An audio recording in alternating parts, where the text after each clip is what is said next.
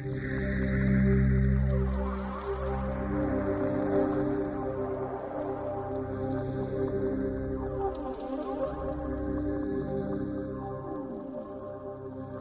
siempre busca sanar algo. Y digo sanar en el sentido filosófico de la palabra. Y además estamos todos con algún tipo de deficiencia por el karma mismo, por las propias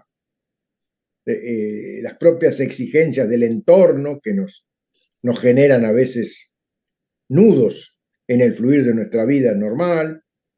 Entonces todo eso implica una permanente necesidad de trabajar sobre aquello que nos impide avanzar, y eso es lo que nos pone en una permanente búsqueda, ¿no? Entonces todas las soluciones que uno va encontrando o las respuestas que uno va encontrando, siempre acaban siendo respuestas circunstanciales, provisionales, ¿no? Que en el aquí y ahora de la necesidad sirven. Son respuestas para el aquí y ahora de la necesidad. Pero el tiempo sigue avanzando, ¿no? La vida sigue avanzando hacia adelante y el entorno, el paisaje kármico que nos contiene también se va modificando porque es una cosa viva, es algo vivo. Y ahí es que nosotros tenemos que estar permanentemente en nuestro diálogo, en el diálogo que sustentamos con ese entorno, con la vida misma, es que tenemos que ir permanentemente ajustando porque la vida nos va generando nuevas condiciones. Aunque nos parezca que son iguales. No nos podemos olvidar, y eso lo hemos repetido siempre y lo seguiremos repitiendo, que el ego, nuestro ego, ve la vida desde el pasado. El ego es memoria, ¿no? Es ya lo sé. Es aquella fórmula de que la respuesta está antes que la pregunta. Ese es el estancamiento en el que gran parte de la humanidad está. En esa idea retrospectiva, ¿no? esa especie de permanente visión de la vida a través del espejo retrovisor.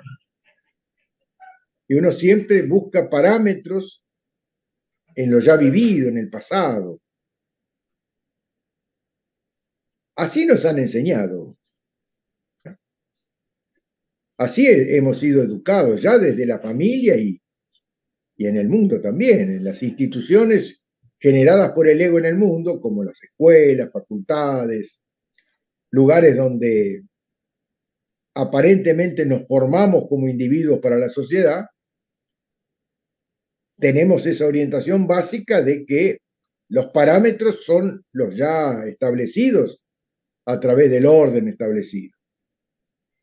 Entonces, bueno, cultuamos los héroes de la patria allá atrás.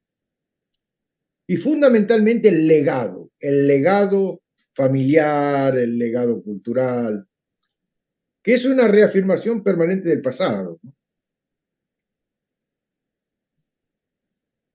Bueno, esa realidad es la que tenemos que despertar en nosotros y ver el percibir con conciencia esa realidad, qué es lo que nos motiva, qué tipo de rebeldía nos motiva esa tomada de conciencia de que estamos presos en el pasado, cuando la vida avanza. Cuando descubrimos ese tipo de prisión, prisión en el sentido literal de la palabra, es una prisión psicológica, cuando descubrimos esa prisión, bueno, ahí se da el gran antes y después en la vida, ¿no? Los que son rebeldes y quieren salir de eso, los pocos, y la gran mayoría que son los que acaban negociando ese pasado, ¿no? O sea, adaptándose y bueno, entonces hacen una media y media cosmética en la que de repente se proclaman progresistas, se proclaman, no sé, se ponen algunas ropas específicas de revolución, entre comillas. Estoy hablando a nivel no político, sino a nivel de personalidad humana, ¿no? Personas se autotitulan modernos, qué sé yo, pero en el fondo, cuando los apuras un poquito y le sacas un poquito esa máscara superficial, te encontrás con un conservador más conservador que los conservadores.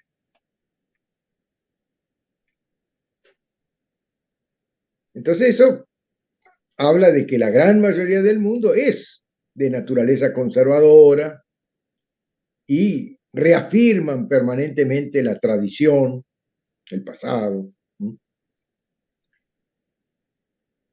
El gran sacrificado ahí, o el gran sacrificio ahí está justamente en que se pierde la capacidad de asombro. Lo que te abre las puertas futuras, las puertas del mañana, del devenir de la vida, es la capacidad de asombro, ¿no? Cuando vos te asombrás ante algo que no habías visto, o sentido, o vivido, ahí es que ves lo nuevo. Lo ves y lo interiorizás a través de la percepción. Perdóname, a través de la percepción vivencial. Ahora, todo eso hay que generarlo, porque el hábito de la inercia que produce el ajustarnos al orden establecido, esa inercia es muy fuerte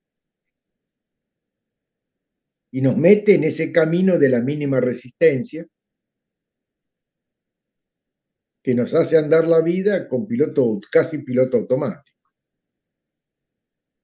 Entonces, ahí es donde la vida no tiene realmente incentivos verdaderos. Los incentivos verdaderos se dan cuando uno busca, desde una búsqueda necesaria, desde una necesidad interna, uno busca respuestas a esas preguntas existenciales que uno se va haciendo en la medida en que va descubriéndose, en la medida en que uno se va autodescubriendo. Ahí es que vamos notando nuestras imperfecciones, vamos notando nuestros puntos inmaduros en tanto impulso germinal. Y ahí es donde, bueno, si somos rebeldes realmente, si realmente tenemos la aspiración de ser mejor persona, entonces ahí es donde se despiertan las rebeldías a través de preguntas, de dudas. Ya no aceptamos a pie juntillas lo que el mundo exterior nos presenta, sino que ya empezamos a dudar sobre esas propuestas externas, no en forma destructiva, negacionista, no. La duda es sana, la duda es querer ver la cosa con más claridad y apelar a ese derecho natural de digerir lo que vemos o percibimos. Siempre teniendo presente aquello de que todo es imperfecto en esta vida, por lo tanto el bien no es puro, el mal tampoco.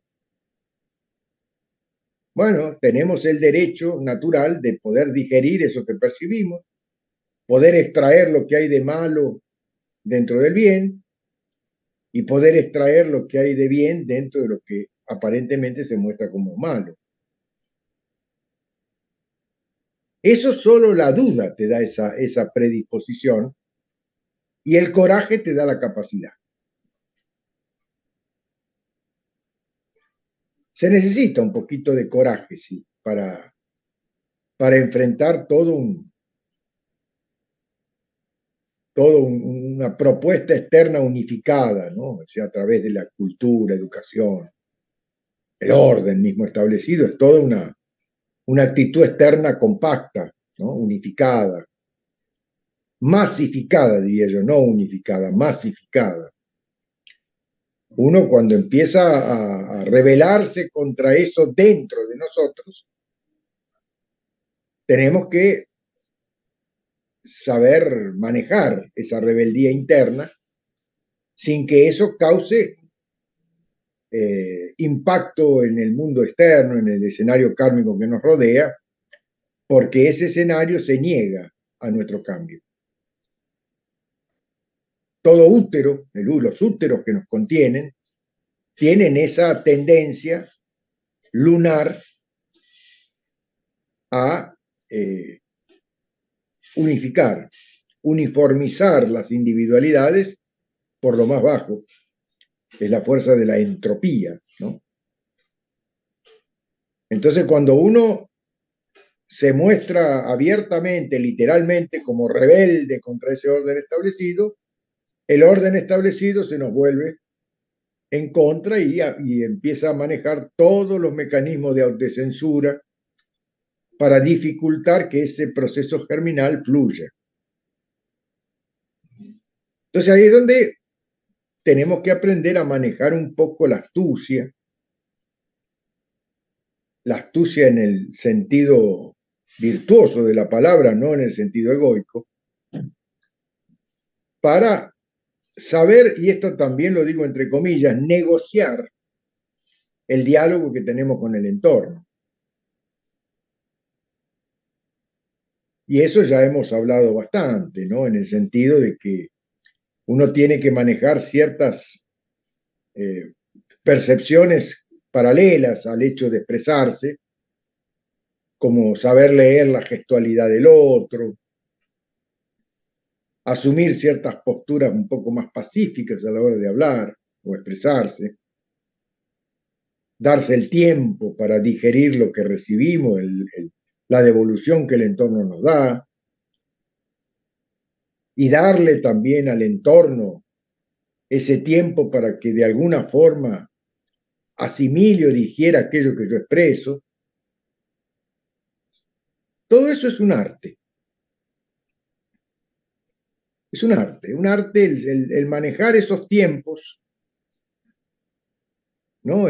Porque uno nunca tiene que desistir de los anhelos internos sobre los que uno evoluciona. Uno tiene que tratar de ganar su lugar a partir de su verdad interior en el escenario en que actúa. Y eso ya nos dice la regla general, que lo que logramos es la medida de lo posible. Pero eso es para todos, así que es algo que tenemos que aceptar estoicamente.